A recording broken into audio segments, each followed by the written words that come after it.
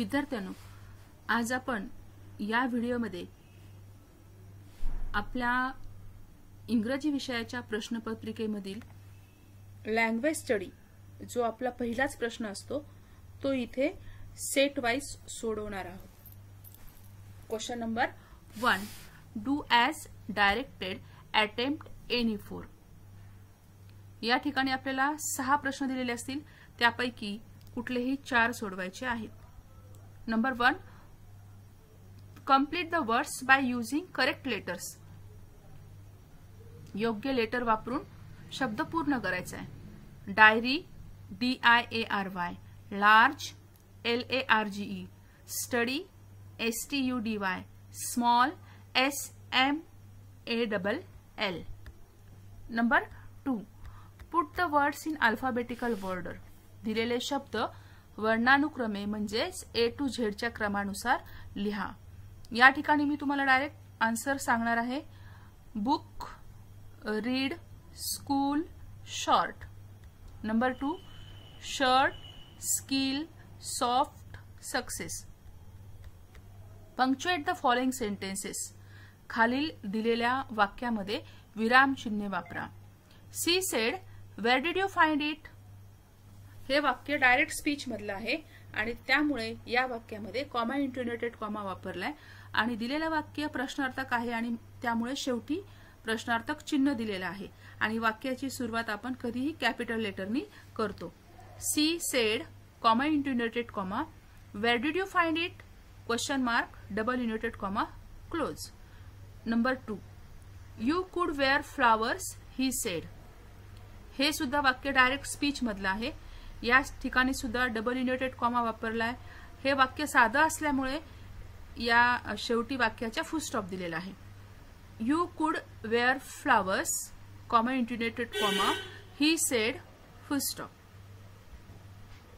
Number 4, make 4 words minimum of 3 letters using the letters in the word. दिलेला शब्द वापरून कमीत कमी 3 लेटर असणारे आपल्याला 4 शब्द करायचे आहेत, जे हिडन वर्ड्स म्हणतो आपण त्या टाइपमध्ये। त्या शब्दामध्ये जे शब्द छोटे छोटे आहेत ते आपल्याला शोधायचे आहेत। या ठिकाणी ग्रँडफादर हा कंपाऊंड वर्ड आहे। यामध्ये 2 शब्द ऑलरेडी आहेत, ग्रँड आणि फादर। आणि त्यानंतर तुम्ही छोटे छोटे शब्द इथे वेगळे तयार करू शकता। मी 4 शब्द इथे दिलेले आहेत, ग्रँड आणि हियर। वेगळे शब्दही तुम्ही लिहू शकता। Number 5, write the related words as shown in the example. म्हणजे उदाहरणामध्ये दाखवल्याप्रमाणे रिलेटेड वर्ड्स तुम्ही दुसऱ्या दिलेल्या बॉक्सेसमध्ये आपल्याला लिहायचे आहेत। आता या ठिकाणी स्कूल आणि न्यू, शाळा कशी आहे, नवी शाळा आहे, म्हणजे शाळेबद्दल विशेष माहिती सांगणारं न्यू हे विशेषण आहे, म्हणजे आपल्याला राहिलेल्या बॉक्समध्ये विशेषण लिहायचे। मग कशी शाळा, ओल्ड, जुनी शाळा। कशी शाळा, मॉडर्न, आधुनिक शाळा। कशी शाळा, मराठी शाळा। कशी शाळा, आधार देणारी शाळा। म्हणजे हे जे शब्द आहेत ते आपण ऍडजेक्टिव्ह वापरलेले आहेत, ओल्ड, मॉडर्न, सपोर्टिव्ह आणि Marathi. Question number 6, complete the word chain of verbs, add 4 words each beginning with the last letter of the previous word. आपल्याला इथे क्रियापदाची साखळी तयार करायची। क्रियापद म्हणजे क्रिया दर्शवणारे शब्द।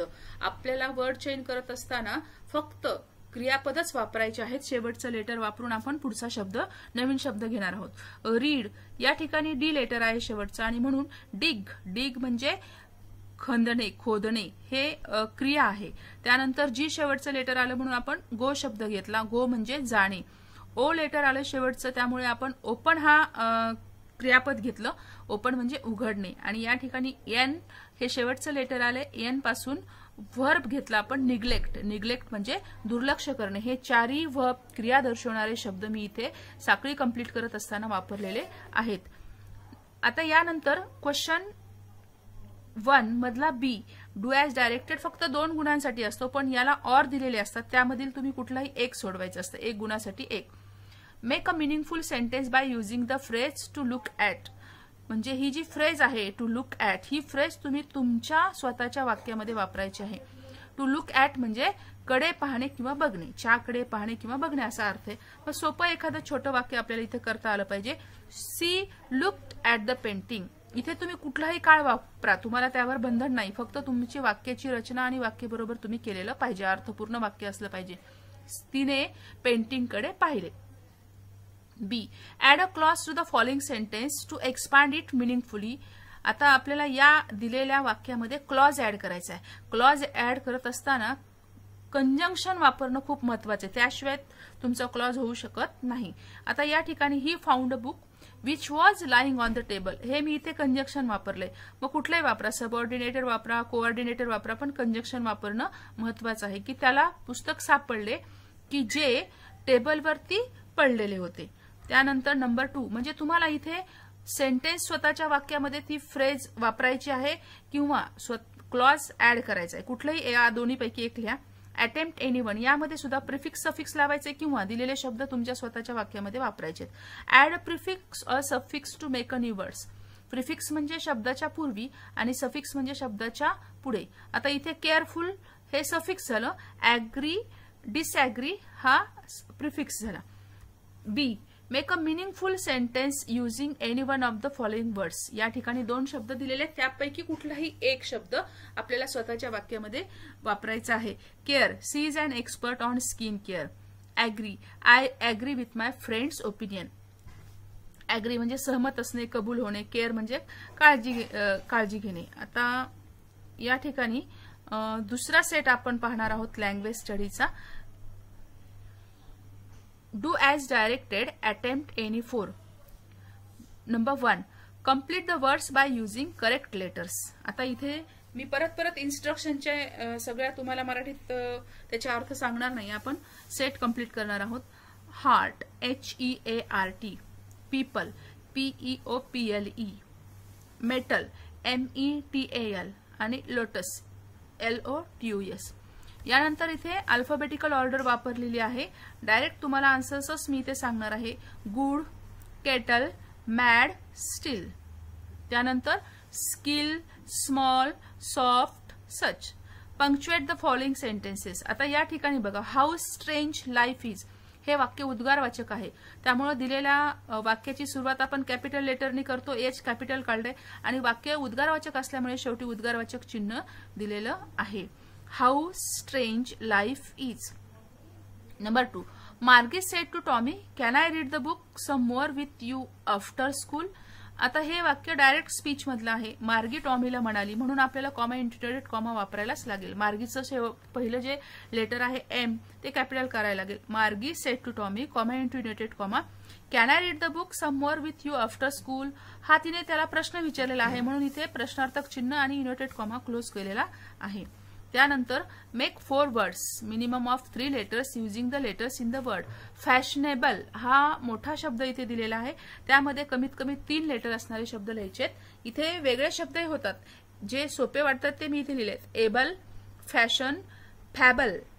फॅबल म्हणजे नैतिक कथा, गोष्ट, नैतिक गोष्ट. सेफ म्हणजे सुरक्षित. नंबर 5.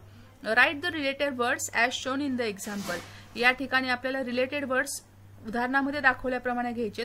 इथे स्मॉल आणि ट्री इथे सुद्धा विशेषण दिलेलं आहे, पण मधल्या बॉक्समध्ये त्यांनी विशेषण दिले आणि दाखवलेल्या बॉक्समध्ये त्यांनी नाउन दिले. म्हणजे आपल्याला इथे राहिलेल्या बॉक्समध्ये नाउन लिहायचे. कसं म्हणजे इथे छोटं झाड, मग छोटं काय काय आहे ते नाउन आपल्याला इथे लिहायला लागतील. स्मॉल गर्ल, छोटी मुलगी. स्मॉल बिल्डिंग, छोटी इमारत. स्मॉल हाऊस, छोटं घर. स्मॉल प्लांट, छोटं रोपटं. त्यानंतर number 6. Complete the word chain of nouns. Add 4 words each beginning with the last letter of the previous word. आपल्याला इथे नाउनची शब्द साखळी तयार करायची आहे. नाउन म्हणजे नाम, एखाद्या गोष्टीचं नाव. मग आता इथे सगळे तुम्हाला नाउन फक्त तुमची साखळी करत असताना शेवटचं जे लेटर आहे त्या लेटर पासून शब्द सुरुवात करायचा आहे, हे लक्षात ठेवा. आता इथे गार्डन, मग गार्डन नंतर मी नाउन घेतले नेल म्हणजे नख. त्यानंतर एल शेवटचं लेटर आहे लॅम्प म्हणजे दिवा. पी शेवटचं लेटर आहे पार्क. त्याच्यानंतर के लेटर आहे नाईफ. नाईफ म्हणजे चाकू किंवा सुरा. म्हणजे हे सगळे जे आहेत चारही शब्द वापरलेले ते नाउन्स आहेत. बी बघा, do as directed. Attempt anyone. Make a meaningful sentence by using the phrase to take care of. To take care of ही फ्रेज आपल्याला स्वतःच्या वाक्यामध्ये वापरायची आणि अर्थपूर्ण वाक्य तयार करायचे. टू टेक केअर ऑफ म्हणजे काय? ची काळजी घेणे. छोटंसं साधं वाक्य बनवायला आलं पाहिजे. Parents always take care of their children, म्हणजे पालक नेहमीच त्यांच्या मुलांची काळजी घेतात.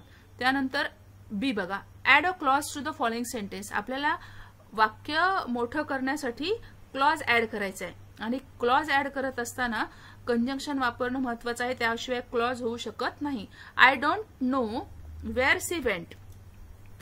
आता या ठिकाणी वेअर जे आहे ते कंजंक्शन मी इथे वापरलेलं आहे की मला माहित नाही ती कुठे गेली आहे, ती कुठे गेलेली होती हे मला माहित नाही. Number 2, attempt anyone.